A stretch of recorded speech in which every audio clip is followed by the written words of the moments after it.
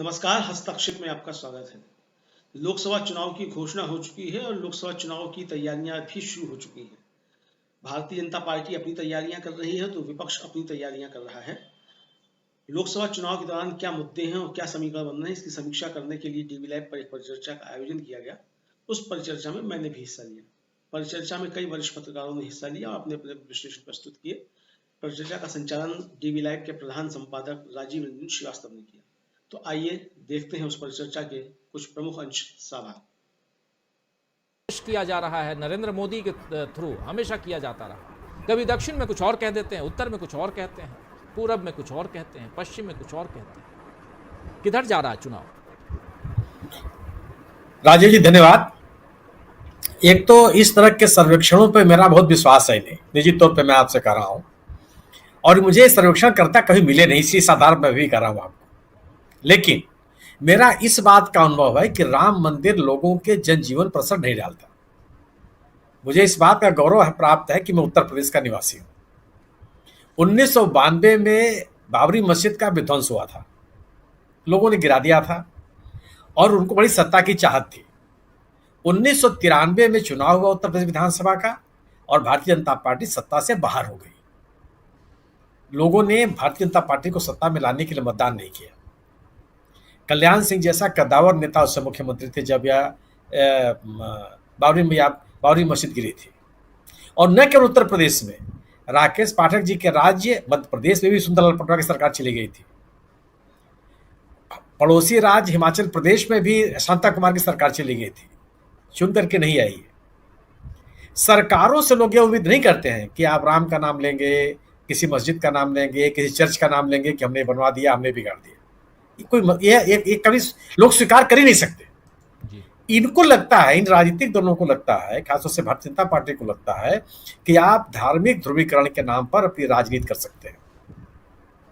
धार्मिक ध्रुवीकरण करने का प्रयास बहुत दिनों से बहुत सारे इलाकों में हो रहा है। हमारी आपके और हम लोग जितने लोग बैठे हुए सबकी जानकारी में है कि किसी भी राज्य की तुलना में सर्वाधिक संघ की शाखाएं केरल में चलती है। क्या स्थिति है वहां?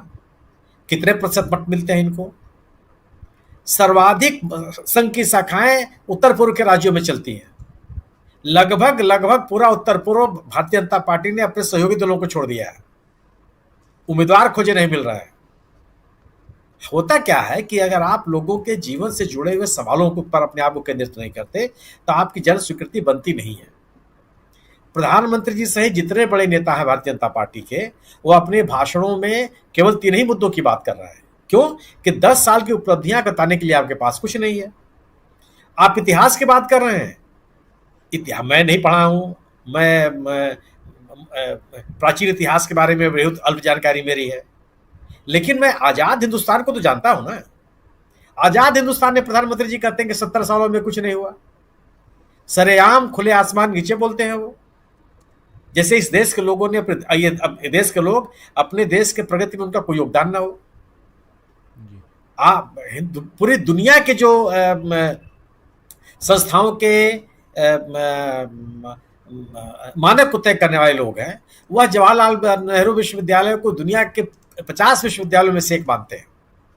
और भारतीय जनता पार्टी पूरी तरह से उस पर हमला करती है। पूरी की पूरी सरकार उस पर हमला करती है। वो अलग दृष्टिकोण है। इनको स्वीकार ही नहीं करना है ये कि सरकार इस देश को बनाने में अतीत में हमारे राजनेताओं ने, हमारे नायकों ने कितना योगदान किया। क्योंकि जब आप उनके योगदान की बात करेंगे तो आप कहीं ठहरते नहीं है। राम मंदिर, क्या लोग इस देश की जनता समझती नहीं है कि राम मंदिर अगर इतना ही आपके लिए आस्था का विषय था या आस्था का विषय है, तो आप अधूरे मंदिर के लिए क्यों प्राण प्रतिष्ठा करा रहे थे? इतिहास के किस दौर में किस राजा ने, किस प्रजा ने, किस स्वामी ने, किस धार्मिक गुरु ने आधे अधूरे मंदिरों की प्राण प्रतिष्ठा की है? मेरी जानकारी में तो नहीं, मेरी स्मृतियों में नहीं है। अगर आप ऐसा करते हैं तो लगता है कि आप अपने राजनीतिक स्वार्थों के लिए करते हैं। धार्मिक जिस आयोजन को लेकर के धार्मिक गुरु आपके साथ नहीं खड़े हैं, फिर भी आप उस आयोजन में अपनी सक्रियता है। तो धार्मिक मामलों में हम राजनीतिक नेताओं को मानेंगे या अपने धार्मिक गुरुओं को माने? धार्मिक गुरु तो आपके साथ नहीं खड़े हैं। तो उस मुद्दे को इस देश की जनता कैसे स्वीकार कर लेगी? जिस CSDS के सर्वेक्षण की बात हम लोग कर रहे हैं, 8% लोग उसके साथ हैं। हिंदुत्व के नाम पर 2% लोग हैं, जो जिस सर्वेक्षण की बात प्रेम कुमार जी ने कही।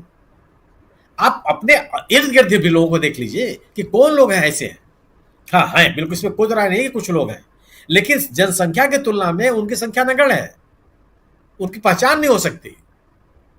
देश की हम सरकार क्यों चुनते हैं? हम सरकार गवर्नेंस के लिए चुनते हैं, हम सरकार सुशासन के लिए चुनते हैं, हम सरकार अपने जीवन में बदलाव के लिए चुनते हैं, हमारे जीवन में आने वाली समस्याओं के समाधान के लिए चुनते हैं, इसलिए सरकारें बनती हैं। सरकार धार्मिक मामलों के सुलझाने के लिए नहीं बनती, यह समाज का काम है, धार्मिक गुरुओं का काम है, धार्मिक संस्थाओं का काम, वो करते रहेंगे। तो ये संभव नहीं है कि अगर आप अपने 10 साल में गवर्नेंस की बात नहीं करते हैं तो आपको उतनी गंभीरता से सुना जाएगा जितनी गंभीरता से आपको 2014 में सुना गया था, जब आप गवर्नेंस की बात कर रहे थे, आप देश के विकास की बात कर रहे थे, आप गुजरात के विकास मॉडल की बात कर रहे थे, एक नया भारत बनाने की बात कर रहे थे। 2014 में तो आपने किसी की बात नहीं कही थी। हम 50 बार भाषण सुन चुके हैं जिसमें आप कहते हैं कि भगवान राम हमारे लिए आस्था के विषय है, राजनीति के विषय नहीं है। आज राजनीति के विषय कैसे हो गए? आप उनके नाम वोट कैसे मांगने लगे? सवाल ये नहीं है, सवाल है कि अगर आप जनता से जुड़े हुए सवालों का समाधान नहीं करना चाहते तो लोग आपके साथ नहीं खड़े होंगे। लोकतांत्रिक मूल्यों में कोई आपकी आस्था नहीं है। जो बात कही जा रही है कि 2024 में अगर चुनाव जीत करके आ गए तो चुनाव होंगे कि नहीं होंगे, ये लोगों के मन में संदेह है। विपक्षी दल आरोप लगा रहे हैं कि चुनाव होंगे ही नहीं। यह बात लोगों को जड़ पकड़ती दिखाई पड़ रही है, लोगों के घर पकड़ती दिखाई पड़ रही है।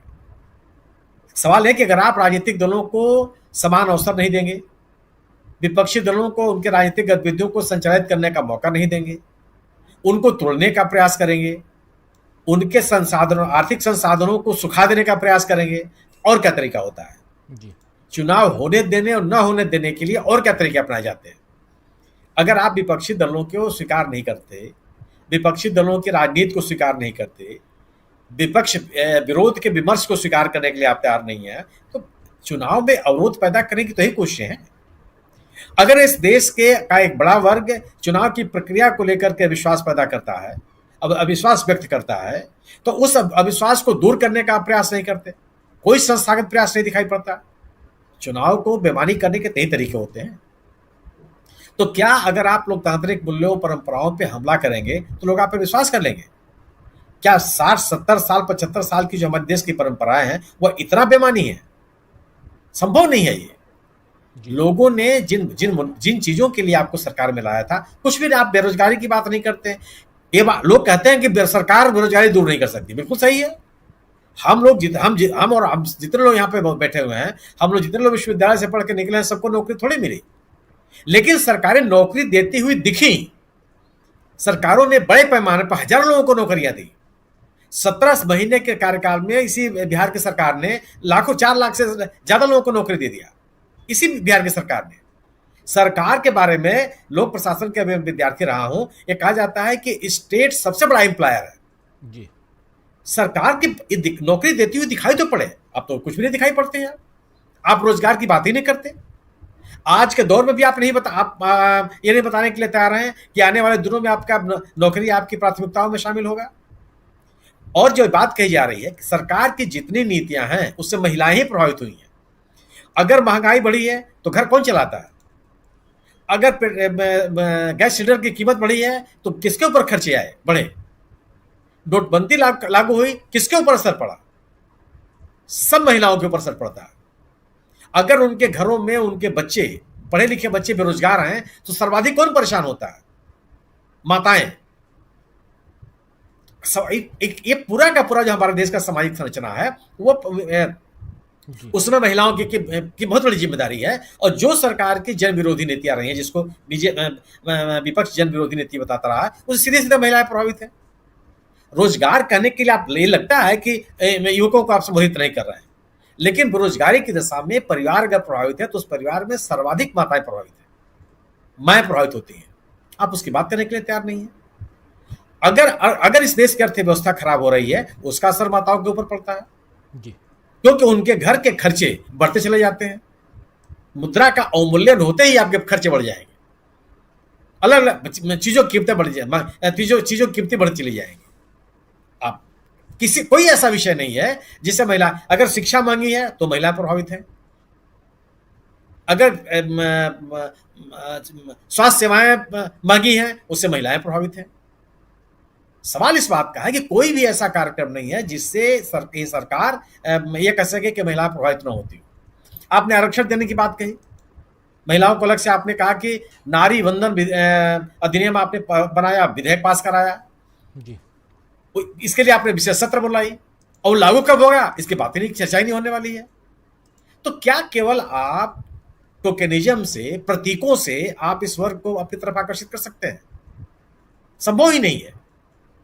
और आपका विश्वास किस कदर है, ये तो साफ साफ लग रहा है ना कि आपका अपने राजनीतिक हितों के, अपने राजनीतिक लक्ष्य प्राप्ति में कितना आपका विश्वास है।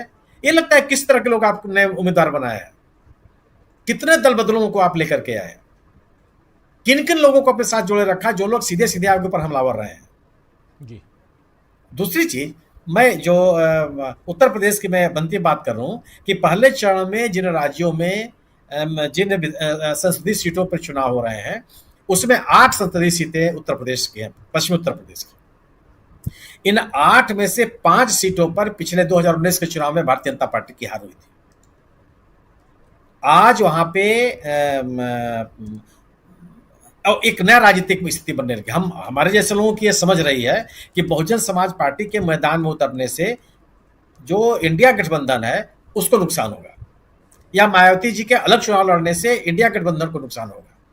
लेकिन मायावती जी ने जिस तरह के उम्मीदवार खड़े किए हैं, जो सामाजिक समीकरण उम्मीदवारों के मैदान में आने से बनते हुए दिखाई दे रहे हैं, वो बीजेपी को नुकसान करते हुए दिख रहे हैं। इन 8 सीटों पर, एक नहीं 8 के 8 सीटों पर क्षत्रिय समाज का अलग नाराजगी चल रही है। जाटों के गांव में, खापों में जयंत चौधरी साहब उस तरह से हस्तक्षेप नहीं कर पा रहे हैं जिस उम्मीद से भारतीय जनता पार्टी उनको अपने साथ लाई थी। जाटों को वरीयता या प्रमुखता मिलने के कारण ही क्षत्रिय समाज की नाराजगी है। वीके सिंह साहब का टिकट कटा, संगीत सोम चुनाव हार गए, उनको कहीं स्थापित नहीं किया गया। 2017 के विधानसभा चुनाव में जीते, कोई प्रमुख स्थान नहीं मिला। सुरेश राणा चुनाव हार गए, उनको कोई प्रमुखता नहीं मिली।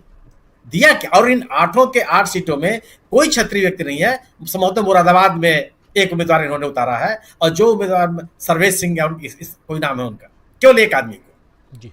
और वो भी एक ऐसी सीट है जो सामाजिक समीकरणों के तहत भारतीय जनता पार्टी के अनुकूल नहीं है। बावजूद इसके मेरा मानना यह है कि जो क्षत्रिय समाज है उसके सामने कोई विकल्प नहीं है, वो जाएगा बीजेपी के साथ ही। मेरी अपनी मान्यता, मैं गलत भी हो सकता, लेकिन बदला हुआ जो राजनीतिक समीकरण है, राजनीतिक परिवेश है, और मायावती जी के जो उम्मीदवार हैं वो भारतीय जनता पार्टी के सामने उसके राजनीतिक संभावनाओं को बहुत कमजोर करते हैं। जी, आशा है ये वीडियो आपको पसंद आया होगा। इसको ज़्यादा से ज़्यादा शेयर करें, लाइक करें, सब्सक्राइब करें चैनल को, फेसबुक पेज को फॉलो करें, और ज़्यादा से ज़्यादा इसको सब्सक्राइब करें।